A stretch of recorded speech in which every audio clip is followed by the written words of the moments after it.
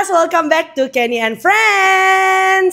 Halo. Wow, sudah terdengar suaranya. Jadi selamat datang Perpi. Selamat datang juga di kantor Groovy. Kenny. Wow, terima kasih loh sudah mau menerima saya. Jadi mungkin boleh perkenalkan diri dulu. Siapa Anda sebenarnya? Oke, gue Perpi, gue CEO dari Groovy Group. Oke, jadi buat yang mungkin belum mengenal Perpi ini adalah salah satu orang yang berjasa ya buat hidup gue. Gila. Ini adalah satu dari 4 orang yang mempercayai gue pertama kali untuk nge-MC. Jadi Groovy EO ini dulu mereka tuh bermain di acara-acara Sweet 17 ya Dan kan? prom night. Dan prom night. Jadi dulu tuh gue inget banget lagi pertama kali gue di interview. Lu bukan yang interview gue? Gue lupa. Gue juga lupa. Tapi gue ingat momennya, Iya kan? Iya. Jadi waktu itu gue inget banget gue masih SMA atau kuliah lah. SMA ya. SMA mau kuliah.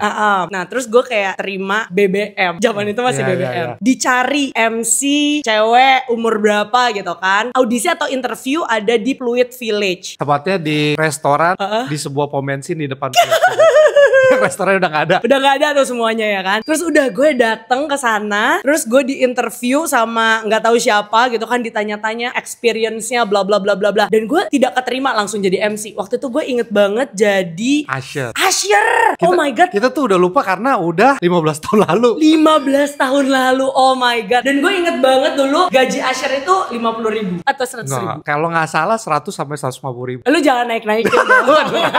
Berarti itu masih probation. Masih Oke. Gajinya misalnya 100.000. Iya. Tapi acaranya guys, acaranya di mana? Zaman lo itu kayaknya beberapa udah masuk hotel deh. Iya.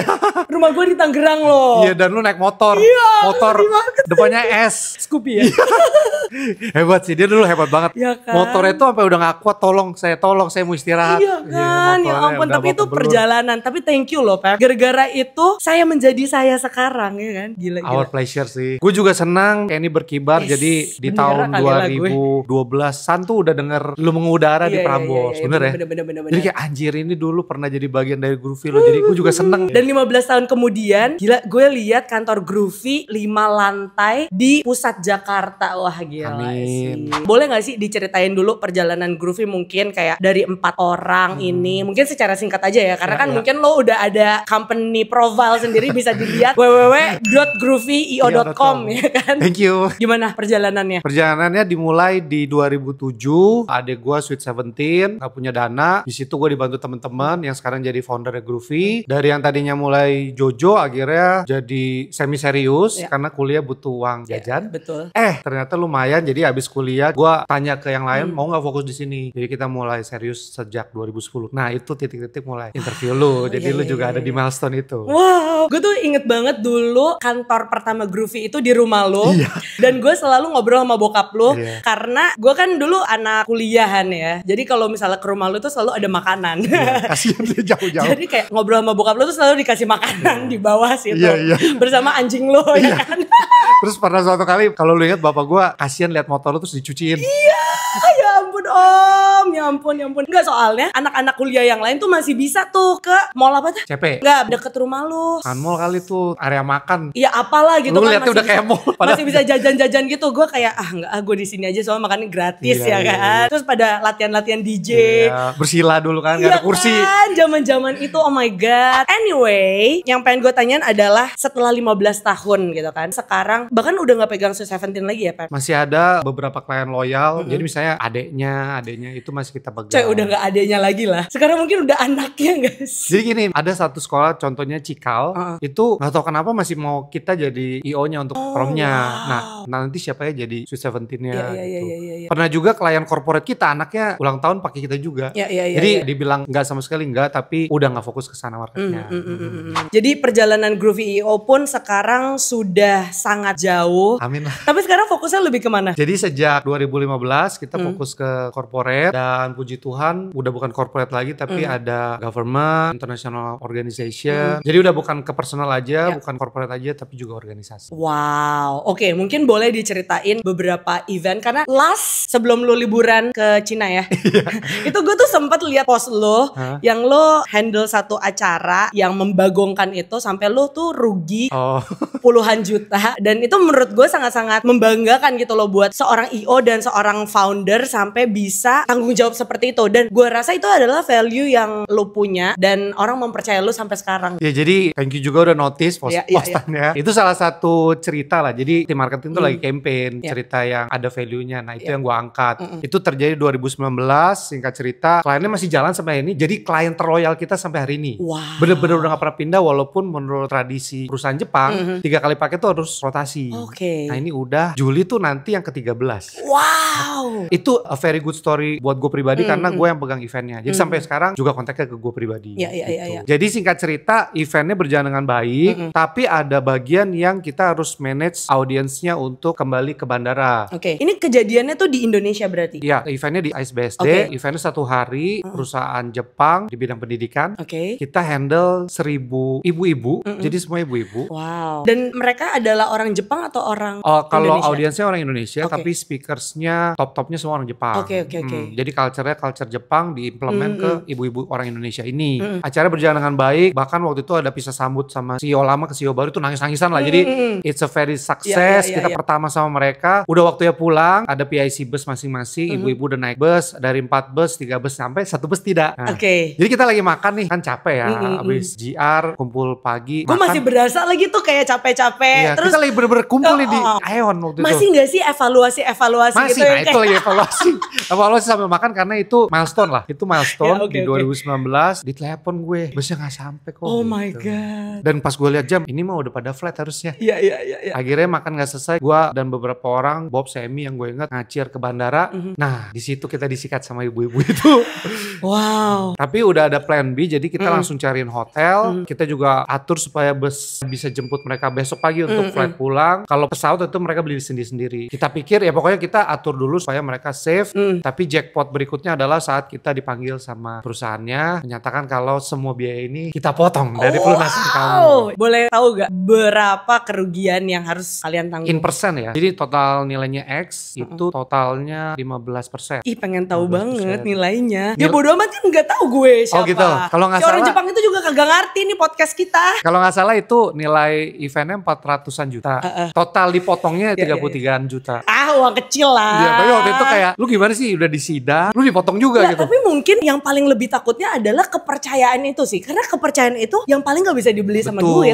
Karena buat kita itu milestone sedih. Jadi kayak ya elah baru event pertama. Tapi ini yang gue pelajarin ya. Maksudnya dari semua klien, kepercayaan itu adalah yang paling berharga. Betul. Ngerti gak sih? Di semua bisnis sebenarnya ujung-ujungnya trust. Nah nanti nilainya makin lama makin berkembang sesuai dengan perkembangan. Iya. Lu kan udah berjalan di dunia event organizer ini belasan tahun, bahkan sebentar lagi puluhan tahun nih ya. Apa sih yang paling lo pegang dari berempat ini? Karena bekerja dengan teman itu juga adalah salah satu yang paling sulit. Iya, ternyata itu gift-nya Groovy, kerja sama temen, terus nanti punya tim jadi temen juga.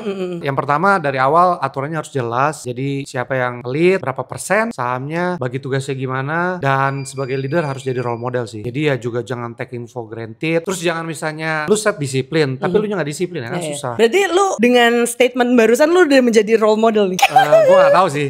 Jadi tanya ke tim gue. Itu dia. Apa yang lu coba untuk tunjukkan ke anak-anak lo? Aturan main jelas. Di sini kita kerja. Zaman lu tuh kan teman tapi kerja. Kalau 2 tahun terakhir ini gue kasih. Enggak, dulu sih lebih kayak temen tapi mesra ya. Sama siapa? Anak-anak. Ya deket banget sih dulu ya. Iya kan? Kerja enggak, main-main doang. Iya dulu misalnya Asher sama DJ ya kan. Tuh banyak tuh yang mesra-mesra. Kalau sekarang kan aturannya jelas. Kita di sini itu tim kayak tim Olimpiade lagi lomba. Ya kita harus do the best. Kalau enggak ya lu gue ganti gitu. Jadi udah rada beda sih. Sekarang Groovy ini ada berapa orang sih? Internal 40. Wow. Kan gue sok-sokan gitu kan. Pep, gue main dong ke kantor Groovy gitu kan. Ada berapa orang sih? Udah Ken, tenang aja gak usah. Gue yang beliin makanan kata si Perpi kan gitu. Enggak, gue juga pengen bawa lah. Gue kan gak bisa kasih apa-apa. Berapa orang sih? 40. Oh ya gak jadi deh. Gue gak jadi beliin apa-apa. Banyak banget coy. Iya kayak kasih manfaati kan. Iya kan gitu. Pertanyaan gue selanjutnya adalah sejujurnya gue kan berarti talentnya lah istilahnya kan. Gue merasa beberapa tahun belakangan ini sih event tuh lagi lumayan seret lah ya, susah gitu. Dengan kebijakan-kebijakan baru dari pemerintah makin sulit lagi. Khususnya tahun ini sih. Gue berasanya dulu biasanya nih menuju ke lebaran baru saja berakhir banyak banget event kayak brand tuh buang-buang duit. Coy ini kok seret banget khusus tahun ini ya. Iya khusus tahun ini nih. Dengan kebijakan-kebijakan yang sangat bijak ya menurut saya gitu kan. Groovy merasakan nggak? Jadi kalau dilihat dari cycle, kita kan 2020 kena COVID, tapi COVID itu golden time-nya Groovy. Terus makin lama memang makin turun secara quantity. Jadi kayak quantity-nya ke bawah, quality-nya naik ke crossing. Nah, khusus tahun ini kita sebenarnya udah antisipasi dari 2024 karena trennya decline. Jadi 2024 pencapaian kita itu hit sama 2023. Jadi udah parameter. Nah, tahun ini tahu-tahu ada kebijakan-kebijakan yang bijaksana itu kan. Kita udah ngomong ke tim, thanks God Groovy nggak bergantung sama government, jadi nggak terlalu ngaruh. Tapi dari segi swasta itu mereka semua ngerem. Jadi cut cost. Nah, yang kita incer adalah tadinya direct investment dari luar. Karena kita gimana pun Indonesia kan market. Mereka mau launching, mereka mau masuk ke sini. Perang tarif coy, bentar. Jadi sebenarnya kita di Q1 masih selamat. Kita ada strategi baru lah, tapi kita belum tes gimana. Cuman gua dengan segala keoptimisannya Groovy lihat emang challenging sih tahun ini. Iya. Which is sebagai bos, gimana pun juga lu harus tetap maju kan. Iya, harus cari jalan. Kalau kan itu kan titipan Tuhan. That's why gue itu kenapa nggak mau jadi bos, karena gue capek gitu loh. Mikirin orang ya. Iya, gue tuh takut banget sama komitmen, karena once lu udah punya buntut, lu kan harus kayak mencari jalan gimana pun juga buntut lu harus makan gitu kan. Cuman kan kebetulan kita berempat kan, mikirnya berempat. Terus juga ada jenderalnya, jadi jenderalnya juga ayo lo mikirin juga lo gitu. Tapi lu kan tadi sempat bahas soal COVID era segala macam. Sempet juga gue main ke kantor lo yang sebelum ini, dan itu gue merasa banget Groovy tuh next level banget. Dimana lu punya green screen apa segala macam, lo kasih tahu gue segala macamnya itu. Dan gue rasa itu adalah titik dimana Groovy juga belajar banyak hal banget ya selama COVID itu. Itu gimana sih, ceritain dong. Nah, ini nanti nyambung ke pertanyaan lu sebelumnya. Intinya di setiap krisis selalu ada peluang. Jadi COVID kemarin mengajarkan kita itu, saat kita benar-benar direm, event yang harusnya running udah ada kontrak semua stop. Nyawa kita waktu itu tinggal 3 bulan, terus tinggal 2 bulan. Di sisa 1 bulan gue bilang ke tim, ini nyawa tinggal 1 bulan karena kita gaji full. Do you mean like gaji, money ya berarti? Karena kita gaji full. Di 2 bulan mereka udah mulai keringetan, udah mulai kurus. Jadi udah mulai cari-cari. Nah, kayaknya ini juga bless dari God. Tahu-tahu ada klien yang kasih prototype. Lu bisa bikin kayak gini nggak? Which is virtual event. Nah, itu yang gue angkat ke tim. Terus tim jadi develop, belajar bareng. Zaman COVID pakai masker, ngumpet-ngumpet, belajar bareng. Akhirnya jadi berhasil, boom. Dan itu ngebuka banyak pintu kan. Pintu yang tadinya kita nggak pernah lihat itu ada. Jadi soul itu yang kita pakai di tahun 2025 ngelihat krisis. Dalam hati satu sisi asik nih, pasti banyak kompetitor gue yang mati. Kena cash flow. Lu kalau nggak ada agensi gede yang kemarin ke blow up. Itu angkanya gede banget kayak, loh ini omset Groovy nggak ada apa-apanya gitu loh. Tapi dia bisa hilang segitu. Wah, asik nih, berarti banyak yang tumbang nih. Nah, jadi ya selalu lihat dua sisi sih. Nah, ngomongin soal kompetisi ya. Kalau gue selalu kayak anjir, selalu ada orang baru, apalagi di dunia entertainment gitu ya. Kayak gue ini kan menjual jasa, lu juga jual jasa gitu kan. Selalu ada kayak kompetisi lah segala macam. Lu gimana sih menghadapi itu? Kalau ada kompetisi banyak berarti marketnya basah. Jadi mindset itu harus ada. Yang kedua, kompetisinya sekarang bukan sama sebangsa setanah air. Itu cungkuran masuk, mereka jadi IO sendiri. Kalau di industri gua, kalau di industri lu konten kreatornya dari berbagai negara kan. Iya, betul. Jadi sekarang udah global, mau nggak mau kita harus inovasi terus, cari peluang, dan sekarang kita kompetisi lagi sama AI. Jadi kompetisinya udah sangat-sangat random. Tinggal gimana lu bisa bukan lihat itu kompetisi tapi jadiin senjata kali ya buat menangin kompetisi. Betul. Wow, AI ini tuh lagi serem banget ya. Serem dan asik sih saudara. Oke, kalau di tim lu melihat AI ini kayak gimana? Kita udah mulai implement AI ini dari tahun lalu. Jadi kita tuh punya tim R&D bahkan. Salah satunya emang cari tahu tentang AI. Beberapa udah kita bisa jual. Dan sekarang kita lagi push untuk setiap divisi. Kita ada 6 divisi itu harus pakai AI untuk mempermudah daily usage-nya atau project usage-nya. Kemarin yang sudah terimplement itu yang paling jelas desain.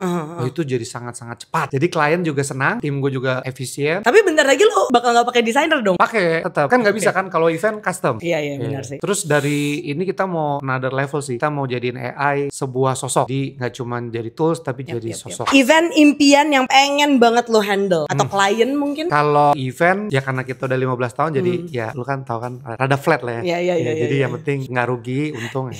Kalau klien sekarang yang kita incer kayak government, tapi government bukan Indonesia, kayak US government. Terus yang kedua perusahaan yang kita lagi pengen tuh yang high capital kayak insurance, otomotif. Jadi apapun, tapi kita belum bisa reach nih yang high capital. Oke, mungkin ini akan menjadi pertanyaan terakhir ya. Kenapa selama 15 tahun ya Groovy udah berjalan, terus udah gitu kantornya udah ganti-ganti terus, tapi jarang pakai Kenny Jafar itu loh.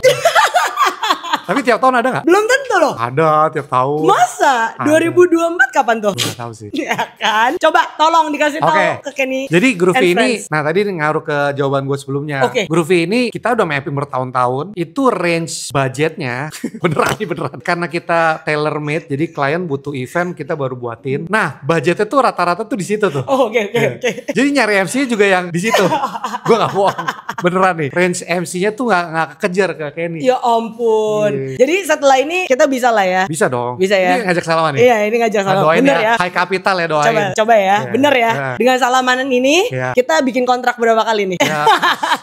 Special price dong berarti. Special price boleh lah buat Groovy IO lah ya. Jadi ini doain aja semoga Groovy walaupun lagi di klien tapi bisa dapat klien yang lebih high capital. Amin. Nyatanya setia dulu pada hal kecil, nanti akan diberikan hal-hal yang besar. Tahu-tahu lu ngerjain sesuatu kayaknya kecil nih, tapi kemudian 5 tahun lagi lu lihat ternyata udah lumayan ya. Wow, luar biasa, terima kasih. Thank you Ken. Groovy IO, semangat. Semangat Ken.